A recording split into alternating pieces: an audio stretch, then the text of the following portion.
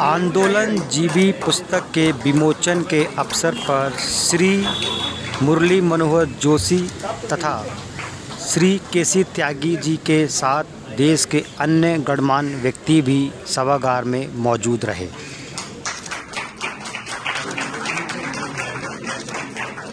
Sir centre please sir.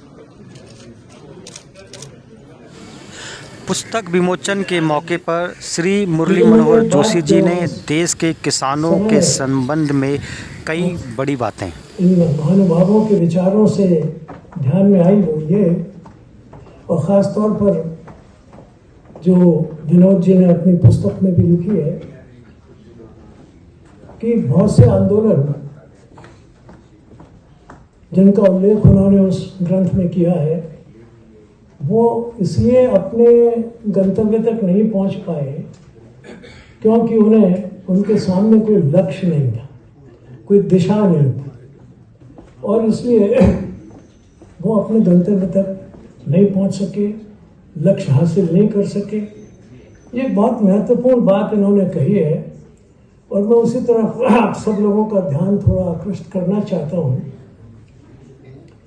कि हमारे देश की समस्या कृषि है या नहीं, पहले इसके बारे में गंभीरता से विचार कर लेना चाहिए,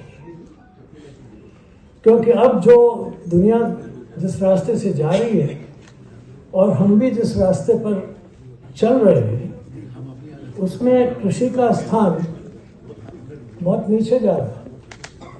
अब तो आप कहते हैं ना नया रेवोल्यूशन हो रहा है, काहे का? कृषि का नहीं, जीवन मूल्यों का नहीं, इंडस्ट्री, फोर्थ इंडस्ट्रियल रेवोल्यूशन, और वो भी किस चीज का? आर्टिफिशियल इंटेलिजेंस का। सारा काल हुआ तो मुझे देख के आश्चर्य होता था कि वो कोयम्बटूर से चला हुआ किसान अपने गांव जा रहा है, 2,500 करोड़ 3,000 किलोमीटर की दूरी तय करके। उससे पूछा गया, भाई तू वहाँ क्यों जा रहा है? कि भाई हाँ आजकल तो हमारी नौकरी ख़त्म हो गई। बोले सरकार से बात कर, तू यहाँ रहता है कोयम्बटूर में, डीएम से बात कर। उन्हें कैसा डीएम? मैं तो गाँव जा रहा हूँ।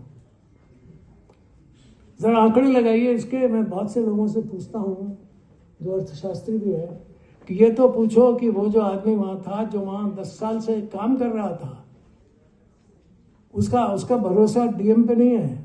वो अपने वहाँ के एमएलए पे भी नहीं गया, एमपी पे भी नहीं गया। वो कहाँ जा रहा है?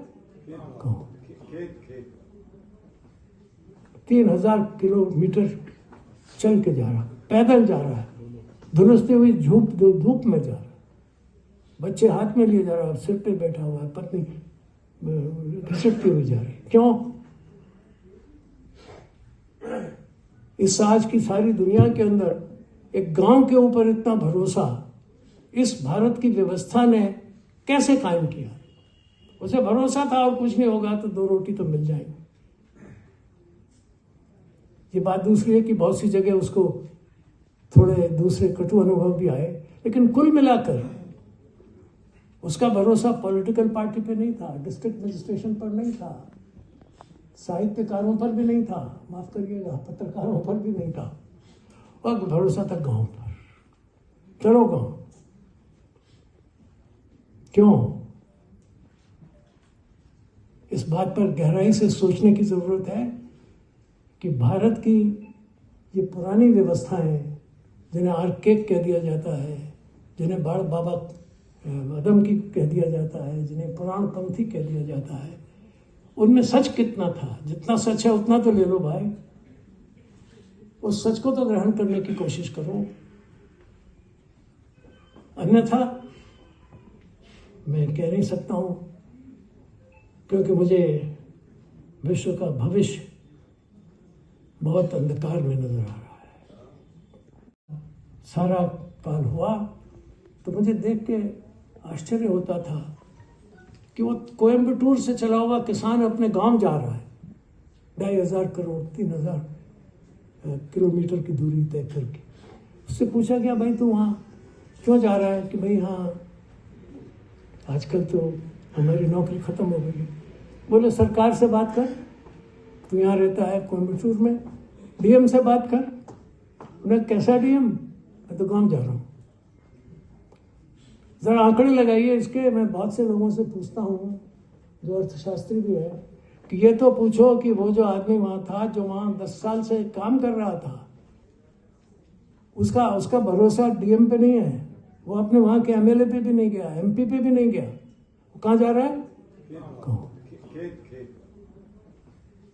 3000 किलोमीटर चल के जा रहा, पैदल जा रहा है, धुलसती हुई धूप में जा रहा है, बच्चे हाथ में लिए जा रहा है, सिर पे बैठा हुआ है, पत्नी घिसटती हुई जा रही। क्यों? इस आज की सारी दुनिया के अंदर एक गांव के ऊपर इतना भरोसा इस भारत की व्यवस्था ने कैसे कायम किया?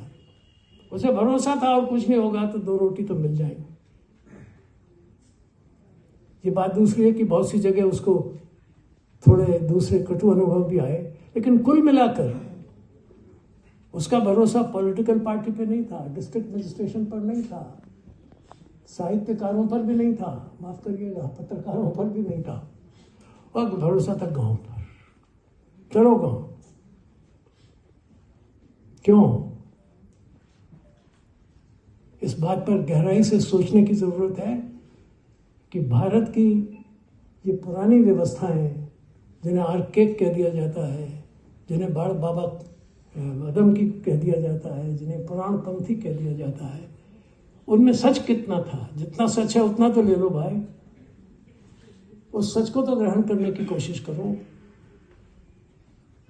अन्यथा मैं कह नहीं सकता हूं, क्योंकि मुझे विश्व का भविष्य बहुत अंधकार में नजर आ रहा है। केसी त्यागी जी ने अपने पुराने अनुभवों को साझा करते हुए बताया कि वह आंदोलन जीवी के साथ साथ आंदोलनबाज भी हैं। पत्रकार मित्र मेहता जी, आलोक मेहता जी, मेरा 1977 में हिंदी हिंदुस्तान में सबसे पहला इंटरव्यू आलोक मेहता जी ने किया था। मेरे बहुत प्रिय वैचारिक तौर पर भी और डे टू डे की प्रक्रिया के साथ ही विनोद जी, किसान आंदोलन से जुड़े हुए डॉक्टर साहब आर्य जी, और सभागार में उपस्थित वरुण गांधी जी, मेरे आंदोलन के साथ इमाम प्रकाश जी, और किसान विषयों पर जो हमारे साथ सक्रिय रहते हैं पुष्पेंद्र जी, सिरोही जी और विनीत नारायण जी, और तमाम संतोष भारती जी और तमाम साथी। मैं बहुत गर्व के साथ स्वीकारता हूँ कि मैं आंदोलनकारी भी हूँ, आंदोलनजीवी भी हूँ और आंदोलनबाज भी। और आंदोलन जो है वो हमारे लिए इतना आवश्यक है कि हम सरकारों के खिलाफ आंदोलन करते करते कई बार अपनी सरकारों के खिलाफ भी आंदोलन करते। मुझको याद है कि जनता पार्टी की सरकार थी और मैं उसके युवा संगठन का महामंत्री था। एक सेमिनार शिमला में संपन्न हो रहा था जिसमें आंदोलन जीवियों के पिता में राजनारायण जी उपस्थित थे। हमने वहां सभा आयोजित कर दी कि आज शाम को ठीक 5 बजे रिज मैदान पर राजनारायण जी का भाषण होगा। शांता कुमार जी मुख्यमंत्री थे, बहुत सज्जन थे, बहुत बढ़िया थे। एसपी ने कहा कि आपने परमिशन ली है। मैंने कहा हम तो परमिशन तोड़ने वाले लोग हैं, हमने लेने का क्या मतलब। हमने राजनारायण जी को बताया कि साहब बताइए परमिशन नहीं दे रहे हैं आपके लिए। तो उन्होंने कहा कि ऐसा क्यों कर रहे हैं भाई। वो राजनारायण जी चले गए मंच पर। उन्होंने कहा भी आज तो 25 जून है, आज तो इंदिरा जी ने आपातकाल लगाया, फिर आप ये क्या कर रहे हैं। आप तो आपातकाल में हमारे साथ जेल थे। और उस आंदोलन जीवी का ये असर हुआ कि दिल्ली आते आते मुरारजी भाई ने चौधरी चरण सिंह को और राजनारायण सभागार में श्री वरुण गांधी जी के साथ साथ श्री अक्षय भाटी जी भी मौजूद रहे।